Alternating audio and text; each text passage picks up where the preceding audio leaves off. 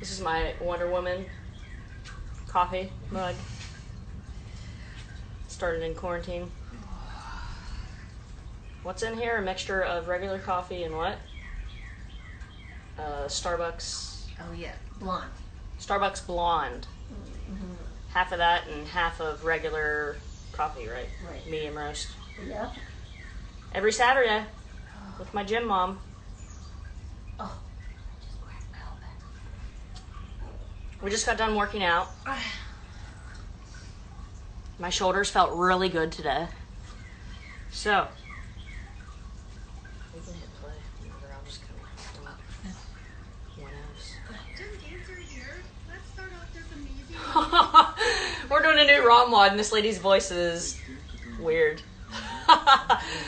Okay, so hopefully people will start jumping on. However,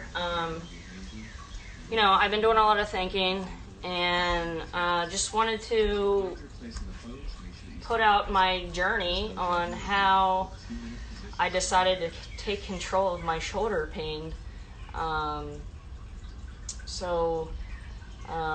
It kind of all started, I grew up playing sports, grew up playing soccer, softball, and basketball, and went on a basketball scholarship.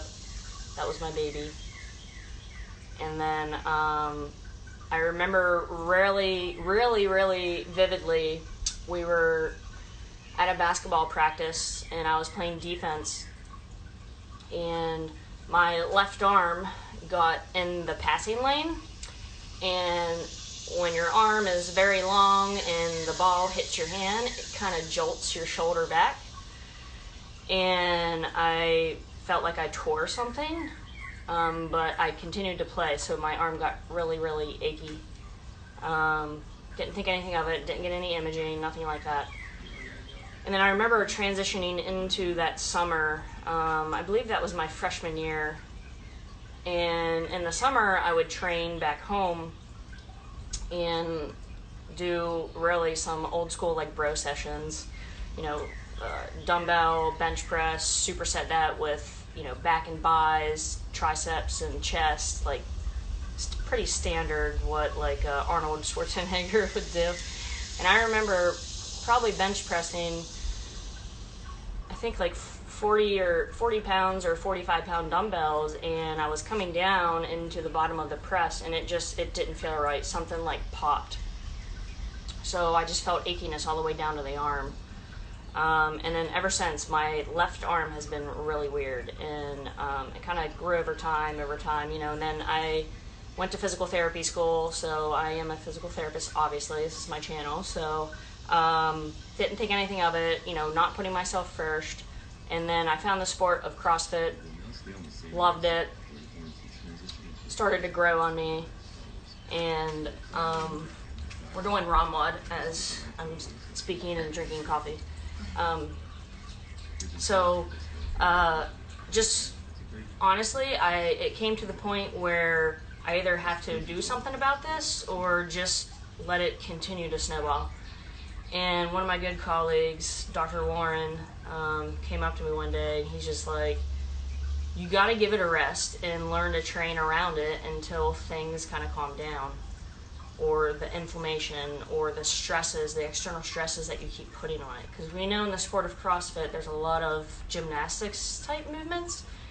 I am not a gymnast,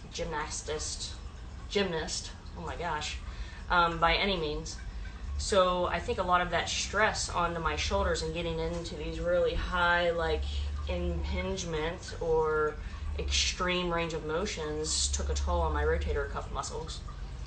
So that really instilled some thoughts in my mind that simple can be very effective. So over time, especially this past year and a half, I never did a solo CrossFit competition before.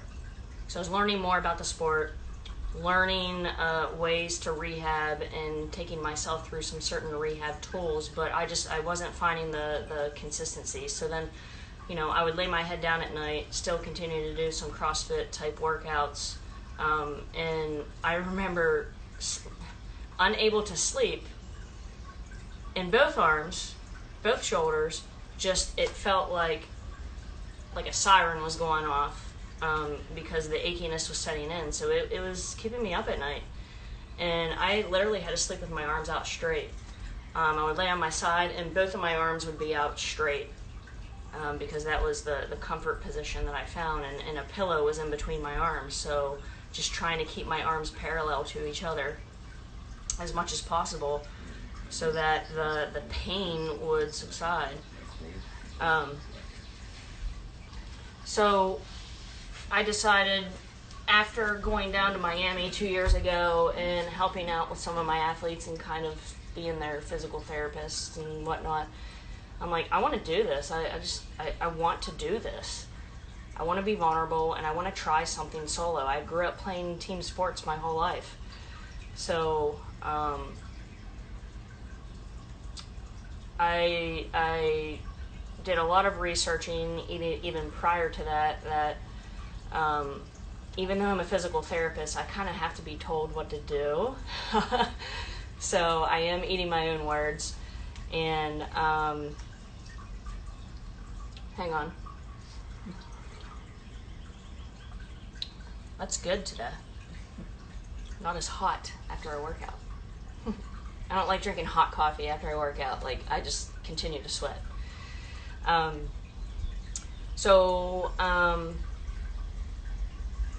I found a program out west by Revival Strength, and that's through Marcus Philly.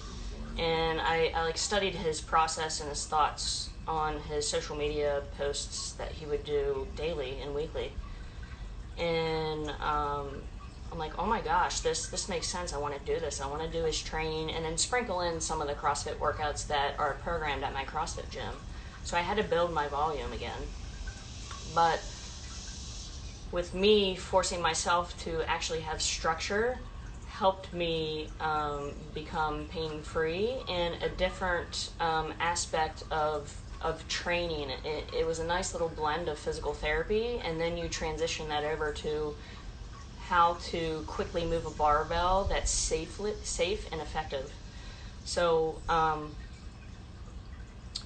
the big concept and big aspect that I learned through this type of training, and I also instill this in my patients, is getting a lot of what we call time under tension. So you put your arm in a certain position, whatever it may be, and then you try to feel and hone in on your mind-muscle connection, that you're using that muscle in the back of your shoulder blade or the rotator cuff muscle. So it takes a lot of practice, but knowing where that shoulder blade is positioned is going to transition to what the shoulder does, what the elbow does, and what the wrist does. So you kind of have to start at the origin. So a lot of tempo work. Tempo, time under tension, in very simple movements, to a single arm dumbbell press, to a single leg deadlift or Romanian deadlift, and really honing and honing down on the movement and movement pattern, so the quality of movement. So think of it like this: and if your house sits on a foundation, and the house gets a lot of cracks, or there were some cracks to begin with, and then you start building your house, what's going to happen? Number one, you're going to spend a lot of money. Number two, what you're going to try to do is try to just fill those holes with cement or whatever. I don't know. I'm not a contractor, right? So you're just trying to fill those cracks in order to try to fix it. So it's temporary. I read a quote this past week: fixing something is temporary, changing something is permanent, right? We have to learn to constantly change something. So so that kind of carried over to my training, and getting a lot of incorporation of some banded work. I mean, there's some days where I couldn't do a shoulder press because my arms were, my shoulders, the caps, kind of right here, both of them, the right one started hurting. The left one just, I couldn't do it. So I would just modify and use a banded version. These can be your best friends. So throughout that process, I remember going through the first 12-week program of the Philly programming that a lot of the movements, which were very simple, I had to defer, and I had to come up with a different movement, or take even the smaller like therapy type bands and just work on some rotator cuff and position, and maybe a push-up plank hold, because my AC, I felt like my AC joints, the cap portion, which is actually the rotator cuff, couldn't tolerate it. And then the next day I felt like $1,000,000, you know, and I was able to do handstand push-ups. So I went through, as I progressed through the year of programming leading up to my individual competition, which I performed this past February in Miami, Wadapalooza. I felt super strong. I was actually changing my foundation, because I just right then and there decided, you know, I can't keep trying to fix things. I have to do, not say, but I have to do what I say. And Dr. Warren just really kind of jump-started that for me. And that was like 4 years ago. So didn't really pay attention to him, and he's a PT as well. I'm a PT. I'm like, oh, you know, it'll get better. And so I just decided I was all in. So fast forward to leading up to Miami, and then after Miami, we become quarantined. So I was very lucky and had access to some kettlebells and dumbbells and a pull-up bar. And I remember the first 4 weeks of quarantine, I'm like, oh, okay, there's nothing to do. I'm just gonna work out.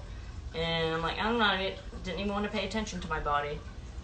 And oh yeah, I paid for it. So lots of nights where I had to pop some Tylenol or ibuprofen just because my shoulders weren't feeling it. So I had to back off. And you know, going through something like that, you should be able to learn that what you're doing isn't what should be happening. What coffee do you have today? Got my Wonder Woman cup.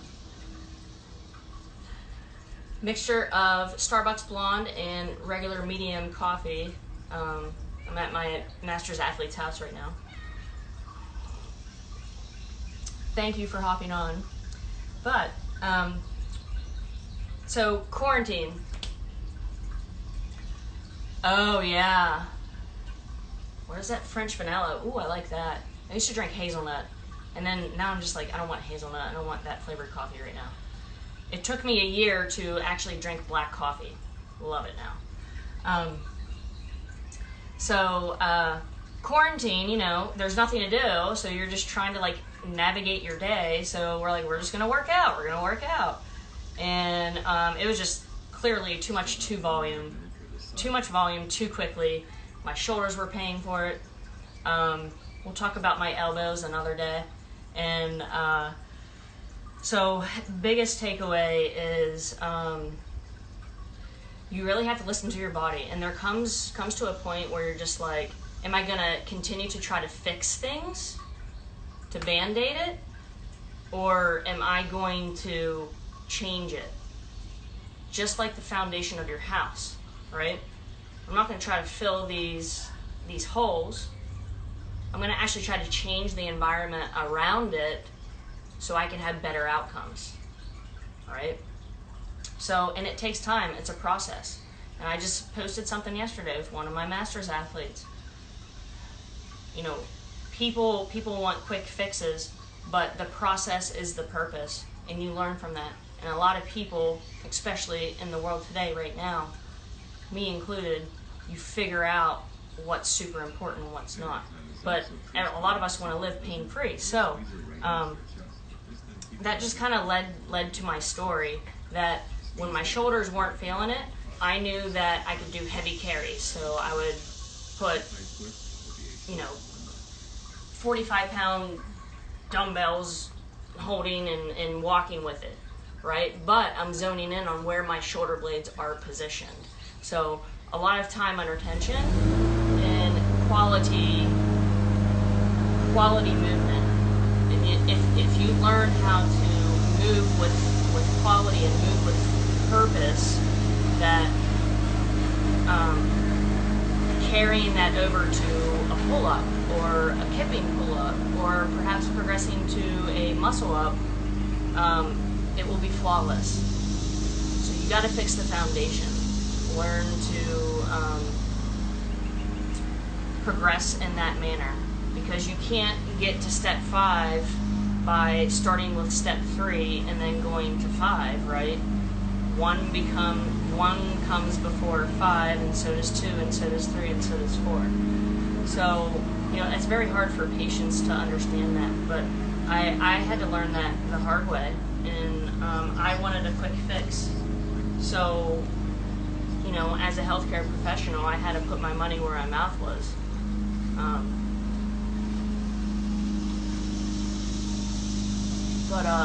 Oh, Maria, what type of coffee do you have?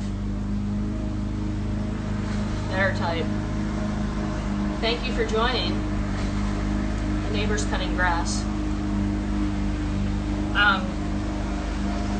So that's kind of a little bit of the shoulder story. Having patience, yes. Patience is very hard. Very good point. Patience with the process. And, I had to go through some personal things, and, I lost a loved one 10 years ago, so, my father, and, you kind of just go through these, you have to go through the grieving process, especially at that point, but, there's a reason why things happen, so yeah, I just, I was like, I don't want to live with shoulder pain anymore. I don't want to go get an image, and I never got an x-ray, I never got an MRI on my shoulders, so, I'm like, I can rehab this, I can totally rehab this, and rehab takes a little while, but I had to have someone kind of kick me to do that. So sometimes you just need to find that person who's going to kick you to do that. Not physically, but metaphorically.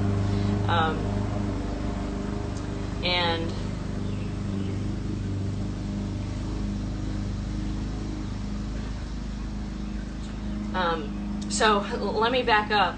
So as I was training for Wadapalooza that happened this past February, so all that year prior, because I started a year prior to that, so 2018, March of 2018, I started training for Miami for 2019. Or vice versa, sorry, it's 2020 now. So 2019 of March, I started training for this past competition in February 2020. So about halfway through the training process, I started getting some golfer's or tennis elbow. So usually outside portion of the elbow starts paining. And as I progressed with my programming, we were doing a lot of pull-ups. And remember, I kind of talked about time under tension. And when you get to that process of pull-ups, time under tension, you start to notice some things. So I had to literally not do pull-ups for a long while, and had to use a lot of things with the bands. if you're interested on some exercises, there are some exercises that I posted on the Instagram profile regarding using banding work, elbow rows. So you just take the gripping portion out of the picture and do elbow rowing with the band. So I was fiddling with that, and I had it in the right elbow, and then the right elbow got better. And, you know, I would, like, do some stretches, and throughout this whole process of training for Miami, like, I was going to a physical therapist once a month, and he would do a lot of dry needling and spinal manipulation and all that. So, like, I was caring for myself, and then I was rehabbing on top of that while I was at the gym. And so ended up getting tennis elbow in the right arm. It got better, and then it switched to the left arm. And I'm like 6 weeks out from Miami, and it's still there. Both arms still there. It came back. But throughout that process, I had to pop some ibuprofen, and it helped. But I knew that I had to change my training. Like, I could not do any, like, rowing type stuff. So I had to revert to bands and get time under tension with the bands. And I can kind of get a little bit more in depth on that. But yeah, I think the main thing with my training and with kind of becoming pain-free is you can't be half in. You have to be all in or you're out. There's no in between. There's no gray area. So you have to put in the work, and you have to find someone that will help you put in the work appropriately. And I hope I can be that person for a lot of people out there, even remotely. You don't have to always revert to medicine or cortisone shots. I never did that. Like, I would take Tylenol or ibuprofen here and there, and that's okay if your body is okay and receptive to that, but you know, you don't want to go overboard. But a lot of these issues and rotator cuff issues, we all have it, and we don't even know it. But you'll know and understand if you find a good physical therapist out there who will and can relate to you. It's just a matter of finding them. So yeah, I think getting a lot of number one, you're either all in or you're all out. Number two, you got to be able to sprinkle in these rehab principles, whether it's through a warm-up or you put a reminder on your phone or it's within your training. I went through all of that. And time under tension, and holding this time under tension, whether it's with weights or bands at certain positions, which then carries over to quality of movement. Right? Just how I talked about with the foundation of a house. If you have a quality sound structure foundation of the house, everything else that's built on top of it should be good to go. Right? So you got to start like from the core, from the inside, from the actual issue that's going on. But you got to control the pain first. You got to get the pain down first.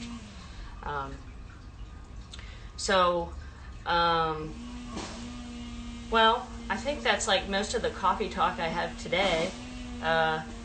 Just kind of hopping on here. If anybody has any questions, let me know. If there's something that I can directly speak about, I know 2 or 3 people dropped me some questions. I can talk about that next week. One was about tennis elbow, which I've experienced and I actually still have a little bit lingering. And the other one was about like a proper dynamic warm-up for the running athlete. I don't think there's anything that's specific for that. What's up, Scott?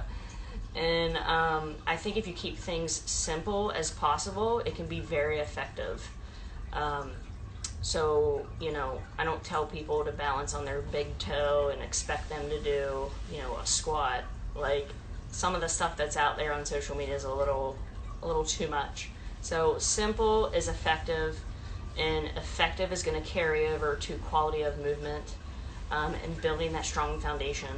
So if you have any questions regarding perhaps some aches and pains that you may be experiencing, definitely reach out to me. Coffee in hand, amazing coffee cup. So this is what Wonder Woman, 1940s, and it goes all the way up to 2010s. Look how she progresses.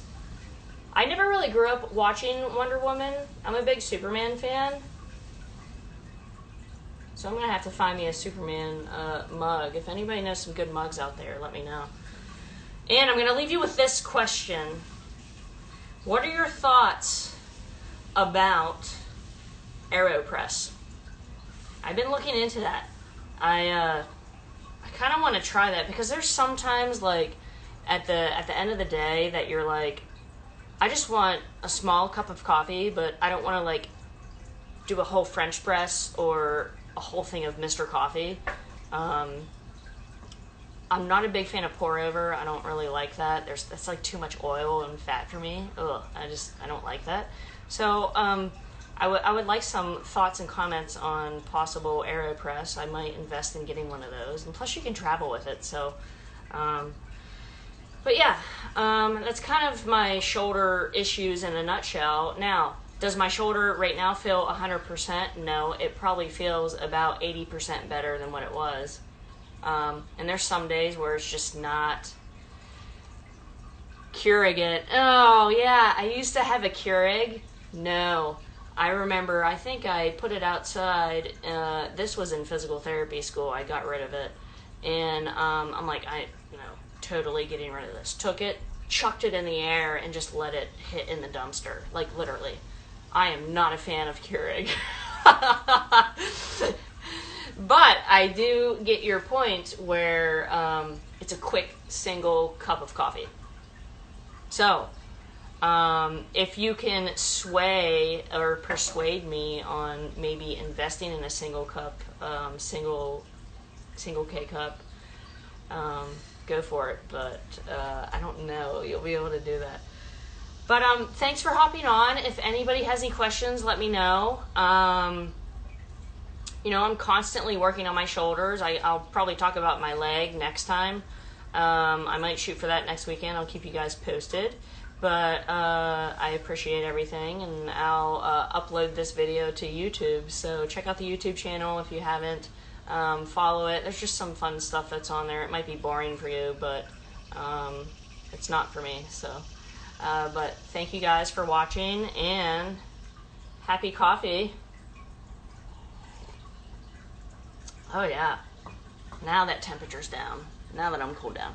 All right, I'll talk to you guys later. If you need anything, holla.